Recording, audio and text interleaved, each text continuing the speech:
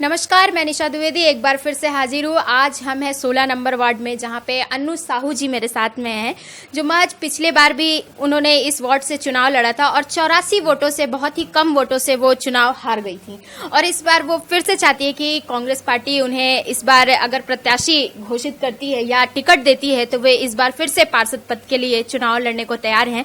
तो अन्नू जी से चर्चा करते हैं कि अन्नू जी, पिछली बार किन मुद्दों को लेकर आप चुनाव में उतरी थी? पिछले बार मैं सफाई पे, लाइटिंग की जो व्यवस्था है और पानी, ये मेन मुद्दा था मैडम मेरा।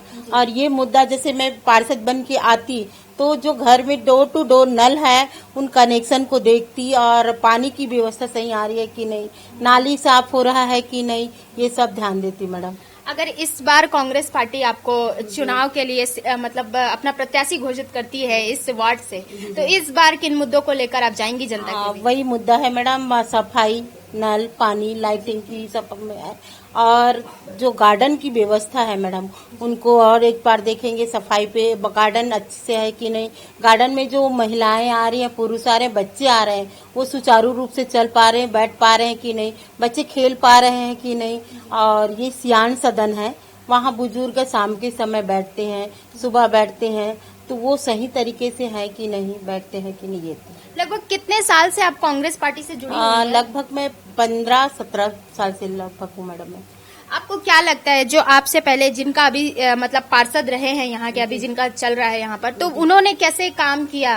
उन्होंने तो काम नहीं किया है, लेकिन जैसे प्रचार प्रसार में पहले भी जाती थी, अभी भी जा रही हूँ। इन 5 सालों में मैंने कांग्रेस से प्रत्याशी के रूप में पहले भी थी, अभी भी जैसे जाती हूँ मैडम, तो ये करवाती हूँ मैं इस काम को। जैसे सफाई पे भी है, तो बोलते हैं कि मैडम यहाँ सफाई नहीं हो रहा है, तो तुरंत मैं फोन करती हूँ, वहाँ पे जाके उपस्थित होती हूँ मैडम मैं, और ये करती हूँ। कहीं पे फोन आया कि मैडम लाइट नहीं है, ये स्ट्रीट लाइट नहीं है पोल में, तो वहाँ बिल्कुल लाइट की व्यवस्था करवाती हूँ मैडम मैं। यहाँ की महिलाओं की अगर बात करें आपके वार्ड में, अगर तो बहुत सारे ग्रुप होंगे, बहुत सारी महिलाएं हैं जो गृहस्थ जीवन यापन करी, उन सब से आपका मेल जोल, उन सब की बातों मतलब आपको क्या दिखता है?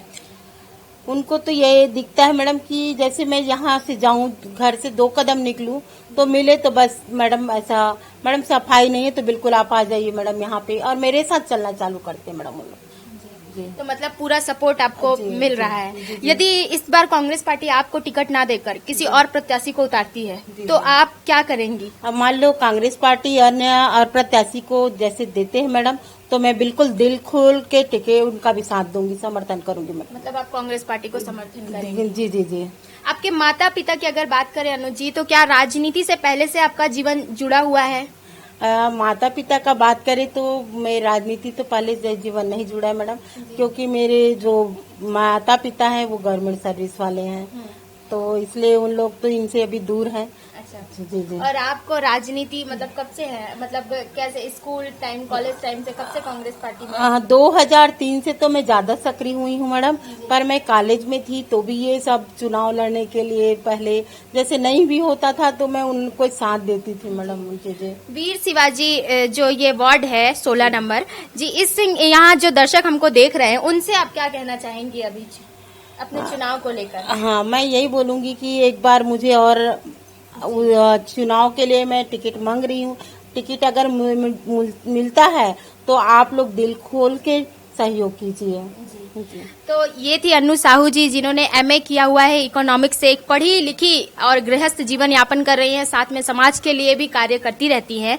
तो हम भी आशा करते हैं कि कांग्रेस पार्टी अगर आपको टिकट देती है और जिन मुद्दों को लेकर आप, बिजली, पानी और जो गार्डन की व्यवस्था है, जो भी शान सदन की व्यवस्था है, उस पर आप काम करें, यही आशा करते हैं।